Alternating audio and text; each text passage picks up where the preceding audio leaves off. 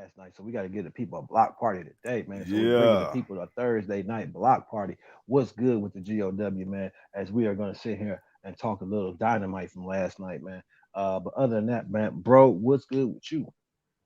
Man, bro, hey, look, I'm good, man. We had to come talk to the people. Had to give them a rare Thursday night block party. Tomorrow we got the Friday night delight, the two-piece special. Give them the chicken Ah, wings and the bits. Oh, wait, no, wait, no, wait, no, I no, no, no, forgot. yeah. We gotta I talk forgot. about, I forgot. We tomorrow. gotta talk about that. I forgot about that. But anywho, forget tomorrow. We talking about tonight. But hey, man, hey yo, this your world, man. This AEW. Talk to the people.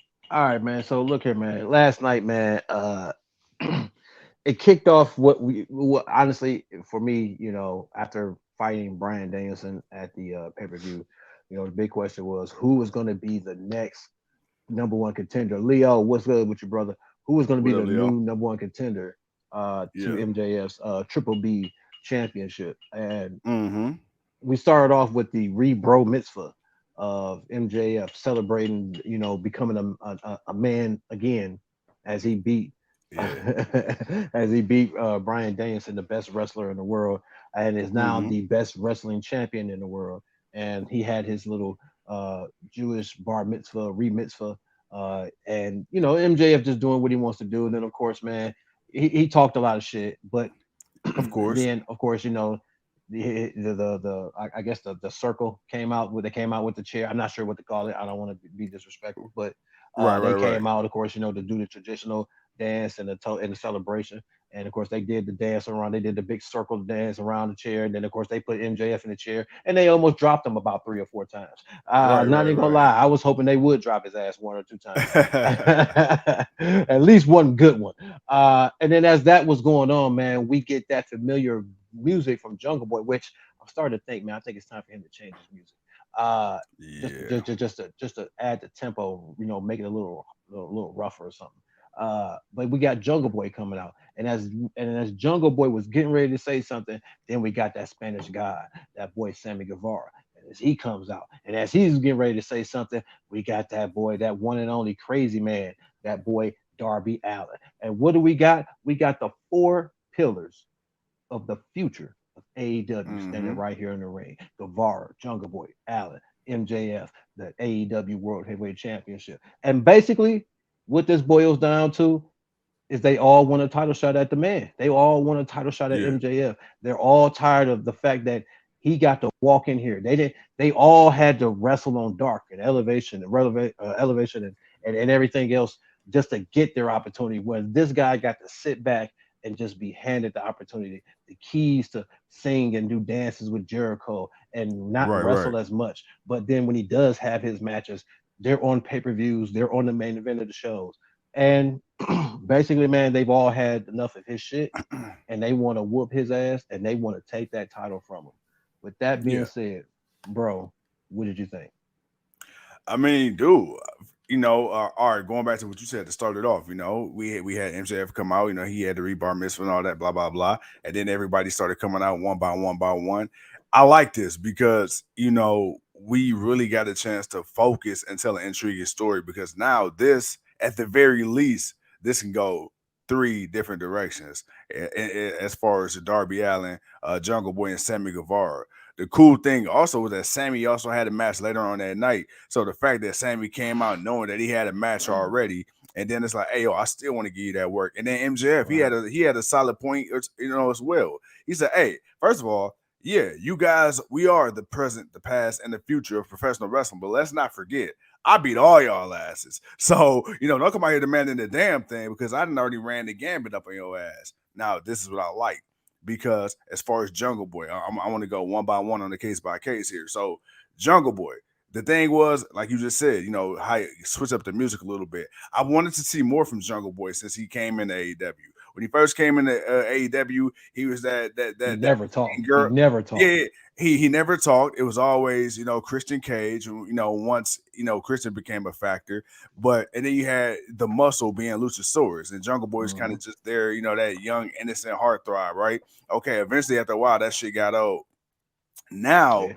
you got Jungle Boy on his own, and it seemed like he was trying to be more aggressive, but it didn't really work. I like yesterday. The one thing I can say about everybody in the ring last night, everybody looked strong on the mic, and that was Mm, key for me, especially Jungle Boy. Jungle Boy to me yeah, showed a little bit of an edge. He showed a little bit of a roughness. It wasn't that clean cut white meat, baby face, super duper nice. Nah. Hey, he lit up in the MJF's ass, and he was talking that talk because yeah. guess what? He said everything that everybody's already thinking about anyway. And then speaking of that, you got Darby Allin. Darby Allin saying the same thing. He like, hey, I don't Like give a Leo damn said. about I don't give a damn how much money another company's talking about.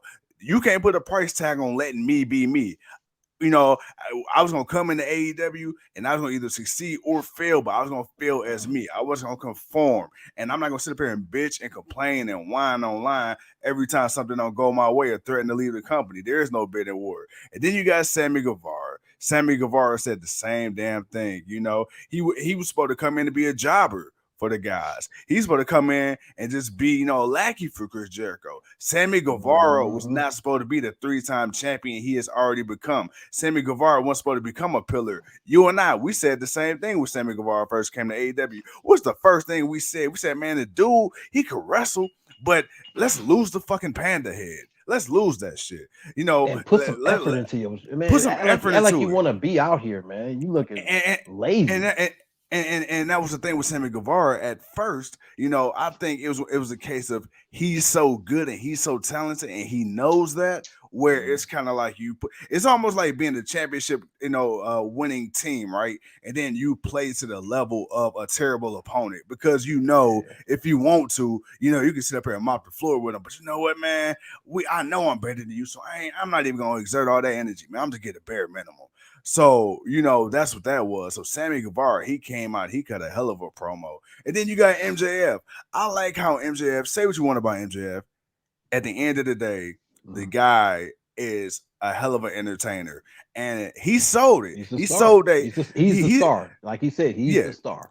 he sold that bump off the apron through the table or on top of the table, which was supposed to be through the table. But we all know AEW tables is not reliable, and and MJF got his shot. So I like how everybody kind of they got time on the mic. Everybody kind of got to cut the shit and really just express themselves, and they all gave it to MJF. But at the same time, MJF gave it back. But moving past that, now we starting to see, because what did we say? The one thing we was worried about was okay, Ricky Starks. He kind of fell into obscurity for a quick second. We brought him Hmm. up. Powerhouse Hobbs. He got lost in the shuffle. We brought him up. We needed more women to build up outside of Britt Baker.